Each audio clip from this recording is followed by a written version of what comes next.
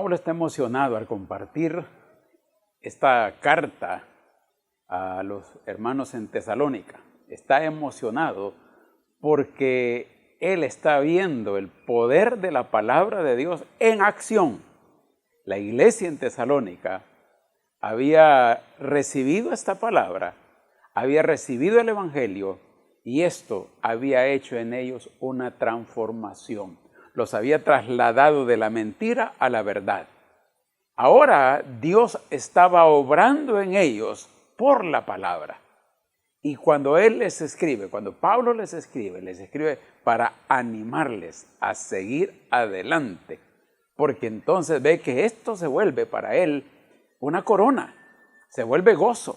Ve que la mano de Dios está manifestándose en esta iglesia.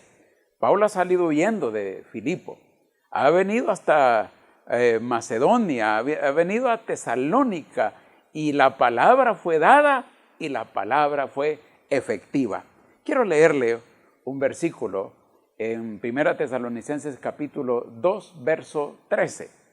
Así que no dejamos de dar gracias a Dios, porque al oír la palabra de Dios que les predicamos, la aceptaron no como palabra humana, sino como lo que realmente es palabra de Dios, la cual actúa en ustedes los creyentes.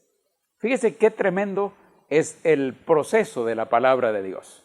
Dice, no dejamos de dar gracias a Dios porque al oír ustedes la palabra de Dios. La fe viene por el oír. ¿Y el oír qué? La palabra de Dios. ¿Y cuál es la palabra de Dios? Bueno, la palabra de Dios es Cristo mismo. Es Cristo encarnado. Es la palabra encarnada. Es Él. Cuando usted ve a Cristo, ve a Dios. Cuando usted ve a Cristo, cuando usted lee de Cristo, cuando usted lo descubre en los evangelios, cuando usted lo descubre en la palabra, usted lo que está viendo es lo que Dios hace, porque Cristo es la palabra viviente. Luego entonces Él dio esta palabra de ir y predicar el evangelio. ¿Y cuál es el evangelio? Que Cristo vino al mundo a salvar pecadores. ¿Y de qué lo vino a salvar? De la ira de Dios. El mundo está bajo la ira de Dios y la única manera de liberarse de la ira de Dios es que venga a refugiarse en la persona, en la obra de Cristo. ¿Y qué hizo Cristo? Vino a morir en una cruz a favor de los pecadores. Vino a dar su vida, el perfecto, el justo, el eterno, el que agradó a Dios, murió en una cruz. ¿Para qué? Para salvarle a usted y salvarme a mí. Y esta palabra de vida, una vez que es oída y esa palabra es procesada en el corazón, entonces obra una transformación desde adentro hacia afuera, porque ellos dicen que oyeron la palabra de Dios, que fue predicada por Pablo. Qué privilegio hablar la palabra, qué privilegio es compartir la palabra. Esa palabra lo había transformado a Pablo y ahora Pablo llevaba esa palabra de vida.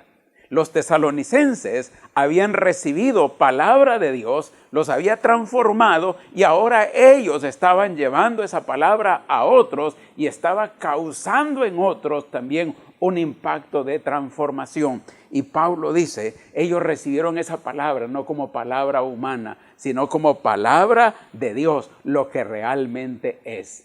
Pablo está emocionado, la palabra los había transformado. Mire qué lindo es cuando una persona abre sus oídos a la palabra de Dios y esta persona es transformada. Mire, sería lindo oír de usted que usted está siendo transformado por la palabra de Dios. Sería interesante que una palabra cause en su corazón algo que le haga pensar y le haga tomar una decisión. Si la palabra de Dios está causando algo en usted, por favor déjenos un comentario para poder continuar con esto y saber que esto que estamos haciendo está causando un efecto en cada uno de ustedes. Y el apóstol Pablo dice, esa palabra, la cual actúa en ustedes los creyentes. Hay que oírla, esa palabra obra en el corazón y esa palabra se vuelve una palabra viva, de transformación, de cambio y sobre todo cambio de rumbo. Hay vida, hay vida en el Evangelio. Y eso es lo que esperamos que esté sucediendo en usted. El Evangelio viene a develar la vida de Dios. El Evangelio viene a transformar a todo aquel que la oye. Y usted, al estar ahí oyendo, no dudamos que Dios está obrando en su corazón y va a traer una transformación de vida. ¿Por qué?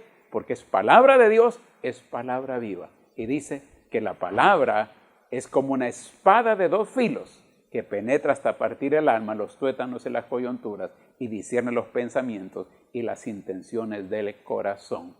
Cuéntenos las transformaciones que Dios está haciendo con usted. Amados, que Jehová les bendiga y les guarde, que Jehová haga resplandecer su rostro sobre usted, que Jehová tenga de usted misericordia, alce a usted su rostro y ponga en usted paz.